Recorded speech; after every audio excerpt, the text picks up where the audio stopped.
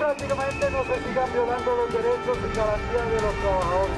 Porque aquí la mayoría de la gente somos subcontratados. Un empleo digno. Los Guardianes presentan Sindicalismo, Delito o Derecho, parte 2.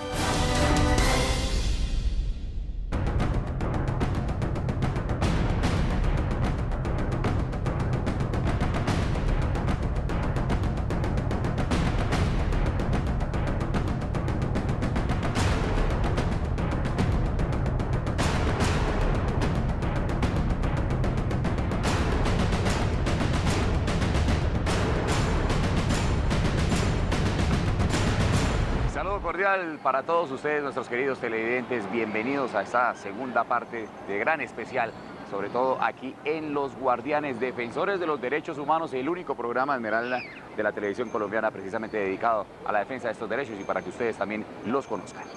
Sí, Edwin, continuamos con la historia del señor Gilberto Torres y además les traemos la historia de Freddy Pulecio y su vida en el sindicalismo. Comenzamos.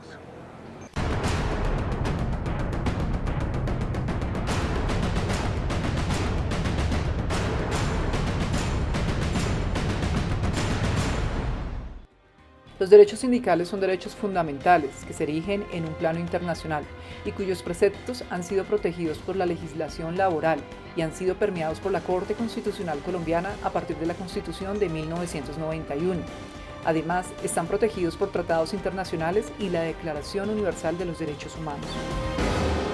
Bien, yo creo que de las cosas más aberrantes que pudieron haber pasado en el país y que llama profundamente la atención es cómo se inicia el movimiento obrero y la industria a nivel nacional, cosas como las que pasaron con la United Fruit Company. Eso marcó bastante la historia del movimiento sindical en Colombia y de alguna manera, en buena medida, también marca la historia de la industria petrolera. Manuel Oviedo Borges, trabajo en el IPEC hace 23 años, hago parte de la organización sindical hace 17 años y a esta última que se conformó en Unión de Trabajadores Penitenciarios y Carcelarios alrededor de 5 años. Un sindicalismo unos trabajadores que no tienen derecho a nada, por ejemplo el caso de Barrancabermeja. A nosotros solamente se nos permitía tirar pico, hacha, machete, carretilla y los hilos del petróleo no se cortan de esa manera. Los hilos del petróleo se cortan de otra. Al punto que cuando recibimos la refinería de Barrancabermeja, esa refinería tan solo cargaba 22.000 barriles por día y casi nos toca entregársela de nuevo a los gringos y pedirles perdón por atrevernos a pensar que éramos capaces de operarla. El mismo gobierno nacional a través de los años le ha hecho campañas en contra de las organizaciones sindicales y de las organizaciones que trabajan a favor de la defensa de los trabajadores y a defensa de los derechos humanos.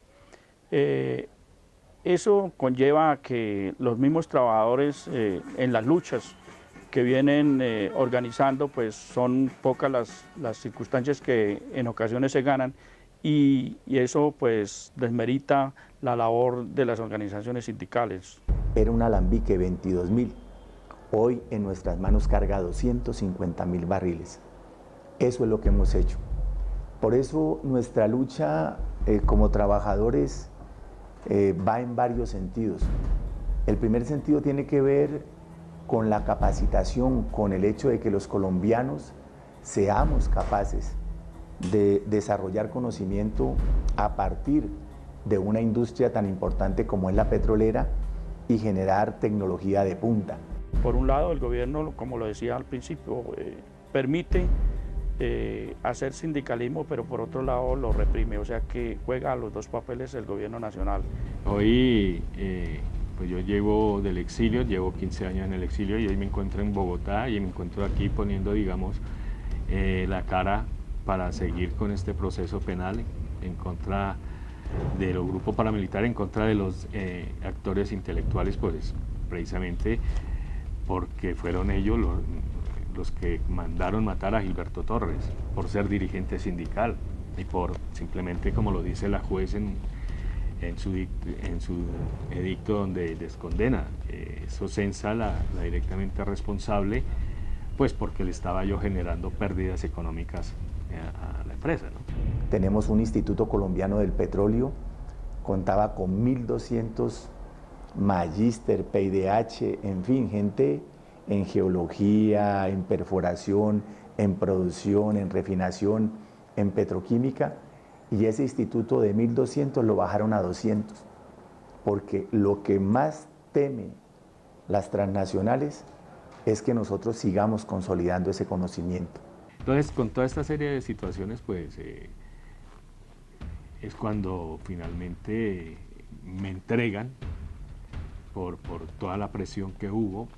Cabe anotar que uno de los elementos fundamentales fue que había una posible negociación para haber levantado el paro petrolero, pero ese día que estaban negociando, pues en esa misma noche prácticamente, en Barranca Bermeja asesinan a Rafael Jaimes, compañero dirigente de la USO de Barranca, ¿no? Ese instituto hoy cuenta tan solo con 200 y los tienen ingenieros hermosísimos, hombre, un saber concentrado, los tienen lavando frascos en vez de utilizarlos en lo que corresponde, cuando ese ICP, Instituto Colombiano del Petróleo, es la patente Ecopetrol. De ahí sale todo lo que se tiene que hacer en cada área. Entonces, pues ahí se dijo la USO, dijo el presidente, en ese momento, el presidente Hernando Hernández, de la USO Nacional, que no, que en esas condiciones no había ningún tipo de negociación. Y le tocó prácticamente al Estado hablar con los paramilitares. El cómo llego yo al sindicalismo. Llegué básicamente por el colegio. Yo soy estudiante del INEM de Cali. En ese momento, cuando ingreso de 13 años al INEM, no había laboratorios. Sí, prácticamente, porque en ese momento estaba Angelino Garzón de ministro de Trabajo, y pues a él le tocó casi que asumir la comisión humanitaria a la cual fui yo entregado, ¿no? No había ni máquinas de escribir para las compañeras de oficina. Tenían que hacer un cartoncito, poner las letras ahí y hacer el ejercicio sobre un cartón. Por ese motivo, tanto el rector como la administración, como padres de familia, como profesores, como estudiantes, nos dimos a la tarea de exigir que hubiese la dotación técnica, los implementos necesarios para que saliéramos no mediocre, no con un cartón, sino con un saber. Me avisaron el mismo día a las 5 de la mañana. A las 5 de la mañana el comandante Chanfle recibió una llamada por radio. Yo estaba pues en una choza ahí donde permanecí los últimos días del secuestro. Y ahí comencé en este mundo de lo social, de la defensa de lo social. Eso me llevó posteriormente a las minas de carbón de Anchicayá. Yo fui minero. Entonces entró, me preguntó que si ya me había bañado, le dije que no, entonces me dijo, mire, vamos al río que van a venir a hacerle una revista. Y sí, nos fuimos a bañar al río, me bañé, me fui a poner la ropa que tenía, que era una pantaloneta y una camiseta que me habían regalado en una de las fincas donde estuve. El sindicalismo en el INPE se gesta desde el año 1970 con una organización que se llamaba Soganalpe. Era una organización sindical de la Guardia Penitenciaria liderada por el doctor Criales y muchos antiguos que hicieron parte de ese proceso. A ver, yo inicio en la vida sindical a raíz y creo que es una apreciación en la que muchos coincidimos. Cuando hay abuso, cuando hay maltrato, uno se inclina a defender pues, sus derechos y de paso a defender el derecho de aquellas personas que no tienen la oportunidad de manifestarse o no cuentan con la capacidad de expresar sus sentimientos. Para esa época el gobierno intervino y acabó con la personería jurídica, argumentando que la Guardia Penitenciaria no tenía derecho a la asociación sindical por ser un cuerpo armado. A raíz de esto pues, se funda Coguarpenal, que es una cooperativa que lleva cerca de 50 años, y el trabajo social y las conquistas laborales se gestaron desde allí. Aquí muchos el sindicalismo es tomado por muchas personas para beneficios personales, pero hay otros que lo llevamos como modo de vida, dentro de la institución, en la casa, en el bus, en todo lado. Entonces, sí es algo, obviamente, aquí se pueden aprender muchas cosas porque el ser humano aprende, pero la vocación natural de defenderse uno, de defender a los demás, eso nace con la persona. Bolillos de caucho. Veo ese que me pega, veo otro en la mitad de la tienda y veo uno en una puerta. Yo solamente pensé en ganar la calle. Dije, ganar la calle. El que me pegué, yo no sé cómo lo volteé, por allá cayó. El segundo, yo no quería pelear, yo necesitaba salir. Le hago el amague, se comió todo el amague y intento salir por la puerta, supuestamente que no había policía. Pues también tenía policía. Y llegó a las 7 de la mañana una camioneta por mí, junto con otros, pues a llevarnos a todos los paramilitares que estaban ahí, que eran 5. El tipo se me tira con tanta fuerza que él cae por debajo de mí y ahí comienzan a darme palo entre 6. Me llovió palo, pero yo dije, estando en la calle, espero que los mineros están ahí. Ellos se van a dar cuenta porque la algarabía comenzó, la bulla se dio. Mientras trataba de quitármelo de encima, de lo que no me pegaran, gritaba. Yo grité mucho porque necesitaba que la gente escuchara. Sí, llega una camioneta a recogernos, ya me suben en las mismas condiciones, encadenado, amarrado, vendado. Y empezamos a andar, ¿cierto? Y en un trayecto de la carretera, bueno, de la trocha, porque realmente estábamos entre la llanura, pero pues se cruzó con un carro, este carro para y todo el mundo le hacía saludo militar. Comandante, buenos días, mi comandante, buenos días. La Declaración Universal de los Derechos Humanos defiende la labor de cada ciudadano, el derecho al trabajo y también el derecho a la asociación. Hacemos una breve pausa, continuamos con más aquí en Los Guardianes.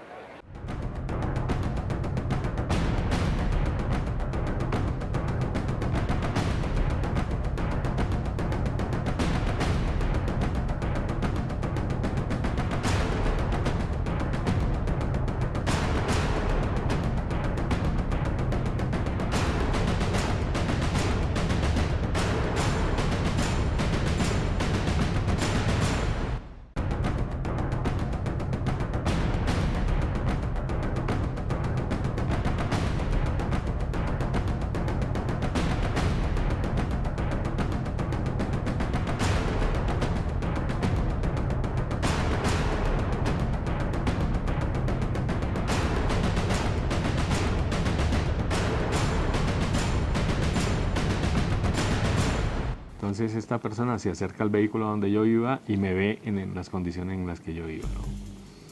Entonces le dicen que por qué me tienen todavía así, que a él no le gusta ver a la gente así, que me quiten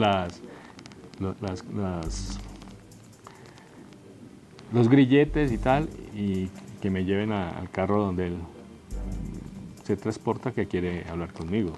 Cuando ya de pronto no fui capaz de más porque intentando salir de un bolillazo, por el reflejo aquí, veo el otro bolillazo que viene acá, saqué la cara y me cruzó y me tiró al piso. Con la misma salté y ya no esperé más, ya me decidí a pelear. Hasta el momento no había peleado, ahí sí me decidí a pelear. Yo no sé de dónde saqué fuerzas, pero el caso es que en menos de un minuto estaban todos en el piso, a excepción del que estaba comandando. Y así lo hicieron, entonces ya me quitan la venda, me llevan al carro de él, y pues la sorpresa mía fue encontrarme con un mayor del Ejército Nacional. Ese le fue a mandar mano al revólver y yo tenía que cubrir 3 metros y él 30 centímetros, hacer esto. Y yo tenía que cubrir los 3 metros, pero decidido me le boté. Me le boté y tenía que llegarle y con la punta de las uñas así, le toqué la mano y ahí lo sujeté. Desde el año 1998 que fuimos declarados objetivo militar en un listado que tenían los paramilitares cuando estábamos adelantando un paro nacional que estábamos negociando en la sede de la conferencia episcopal y que un día, después de la muerte de varios dirigentes sindicales, el DAS envió a un grupo de escoltas para varios dirigentes sindicales que aparecíamos en esa lista. Cuando de pronto me sentí por los aires y quedé desestabilizado, porque quedé en el aire, yo no sabía qué había pasado. Era el negro Coró, un compañero minero que medía 2 metros. En ese momento este hombre tendría por ahí unos 44 años. Él me había levantado a mí, ya, por acá por abrazado, y al tipo lo tenía agarrado en la otra mano. Nos levantó a los dos. Y mientras policía, a mí me consentía: tranquilo, mijo, que ya llega muy suerte esa vaina. Una locura. Un mayor del Ejército Nacional con todo su indumentaria militar, y lo único que le faltaba pues era evidentemente el nombre, ¿no? Pero el resto, la pistola, el fusil, su gorra, sus charreteras, todo, pues era. Llegaron todos los mineros, ya habían unos 100 más o menos, y me salvaron de esa. Inmediatamente entramos a la asamblea y ellos me disfrazan. Yo salí, yo siempre he vivido así, de overol y mal vestido, no le paro bola a eso. Total, me salí de saco, de corbata, bien vestido. Afortunadamente no me habían dado en la cara. Para nadie es un secreto que el ejército colombiano y los grupos paramilitares actuaron juntos en muchas de las masacres, inclusive dichos por ellos mismos, en donde la Brigada 16 tenía un alto índice de trabajo con los paramilitares de Martín Llanos, ¿cierto? En donde participaron pues inclusive en lo que hoy se presume que fue la masacre en Casanare, ¿cierto? Yo que salgo, eso no duramos 10 minutos adentro. Cuando salí, inmediatamente los camiones de ejército, y pasé por encima de todos, serenito, puesto, tranquilo.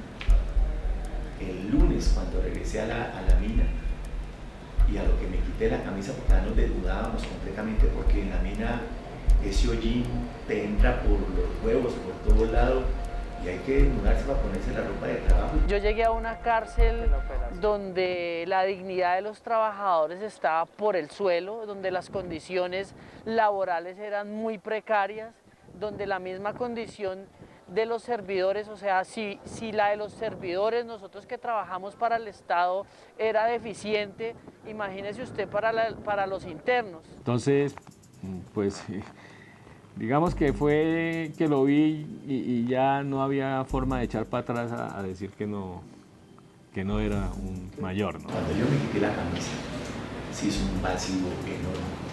Tenía por lo menos 40 bolillazos encima. Los brazos, el pecho, la espalda, las piernas estaban completamente laceradas. Me vestí, tomé mis herramientas y en la mina, a lo que íbamos saliendo hacia la mina, los muchachos fueron cogiéndome las herramientas, me las fueron quitando y me dijeron: no señor, vamos a cuidar. Duré 3 meses que no me dejaban hacer nada hasta que me recuperé de las heridas. Pero aún más, en esa dificultad y en esa lejanía de un pueblo azotado, entre otras, por la delincuencia, por la guerrilla y el paramilitarismo, pues nosotros teníamos una doble condición. No podíamos salir mucho a la sociedad por los problemas que le manifiesto. Es un pueblo que hasta hace muy poco pues era un dominio natural de las personas al margen de la ley. No, esta persona pues prácticamente me dice que yo voy a ser liberado, que voy a ser entregado a una comisión humanitaria, que muestre mis heridas, que muestre todo lo que tenía. Pues la verdad es que los grilletes me hicieron laceraciones y cuando estaba en el hueco, pues las hormigas, los bichos me comían y pues hicieron de mi cuerpo un festín prácticamente. Había que sacar 3 metros como mínimo. El uno hacía 1 centímetro, el otro 2 centímetros, el otro 3, 5, 10, el que más hacía, más centímetros me daba, y con eso se dio el reporte de mi trabajo. así salí de eso. En bien pasó ya ese tema, me tocaba dormir en una casa, en otra, andar caminando de un lado para otro, hasta que llegó el tipo del F2, amigo de mi padre, y le dice: sáquelo, porque me toca matarlo y el que lo va a matar soy yo. En la cárcel de Florencia, y la cárcel no contaba con agua, no contaba con baterías sanitarias, trabajar es difícil en un clima que es extremo, donde el calor y la humedad, donde el funcionario está encerrado en sitios no muy aptos, y yo veía ahí con tristeza.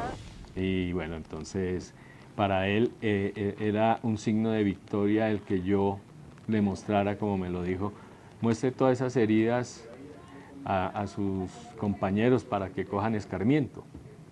¿Sí? Me dijo que él había estado en la guerra, que él también había estado en la misma situación, que prácticamente me dio a entender que lo sentía, que yo hubiera pasado por esas, pero que eso era la guerra. Un buen día, el quien va a asesinarme es amigo de mi padre. Mi padre tenía un taller, uno de los mejores talleres de mecánica automotriz en Cali, y ese señor le dice: hombre, saque al pelado porque se lo vamos a matar. Y no hay vuelta, o lo saca o se lo matamos. Y ojo, no puede decir nada porque el muerto es usted. Que dijera pues todo, que estaban los medios de comunicación precisamente esperando en el sitio, y que contara todo, pero que no fuera a decir nombres ni chapas, pues. Yo le dije que no tenía por qué, y le conté, pues.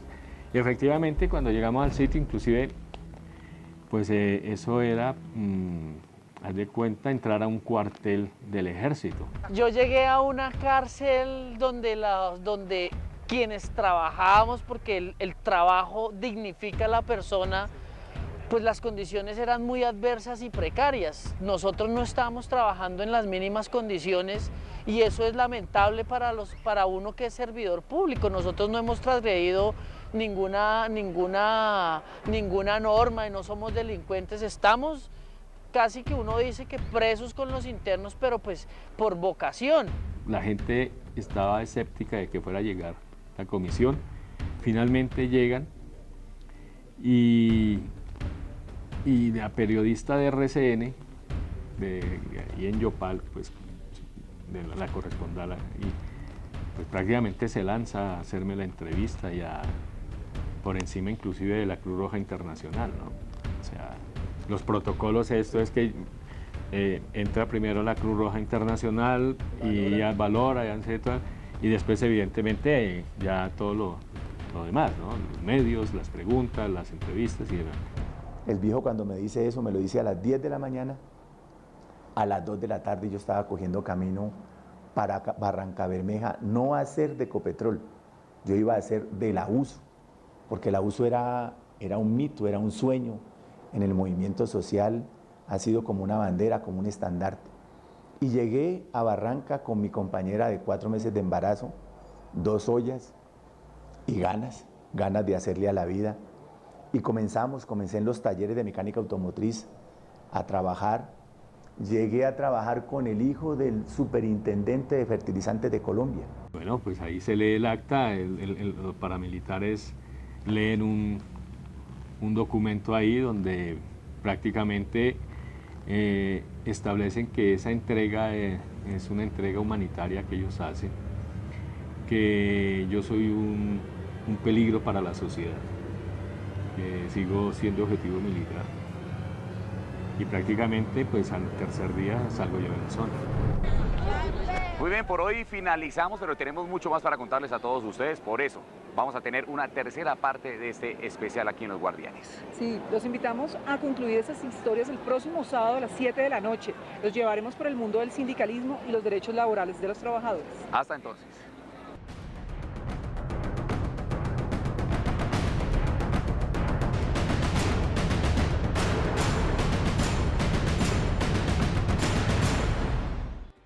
Los derechos sindicales son derechos fundamentales que se erigen en un plano internacional y cuyos preceptos han sido protegidos por la legislación laboral y han sido permeados por la Corte Constitucional Colombiana a partir de la Constitución de 1991. Además, están protegidos por tratados internacionales y la Declaración Universal de los Derechos Humanos. Bien, yo creo que de las cosas más aberrantes que pudieron haber pasado en el país y que llama profundamente la atención es cómo se inicia el movimiento de unos trabajadores que no tienen derecho a nada. Por ejemplo, el caso de Barranca Bermeja. A nosotros solamente se nos permitía tirar pico, hacha, machete, carretilla, y los hilos del petróleo no se cortan de esa manera. Los hilos del petróleo se cortan de otra. Al punto que cuando recibimos la refinería de Barranca Bermeja, esa refinería tan solo cargaba 22.000 barriles por día y casi nos toca entregársela de nuevo a los gringos y pedirles perdón por atrevernos a pensar que éramos capaces de operarla. El mismo gobierno nacional, a través de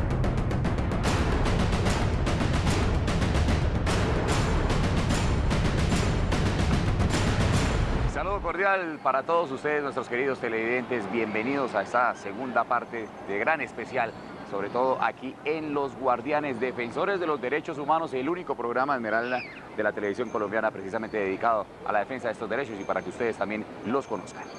Sí, Edwin, continuamos con la historia del señor Gilberto Torres y además les traemos la historia de Freddy Pulecio y su vida en el sindicalismo. Comenzamos.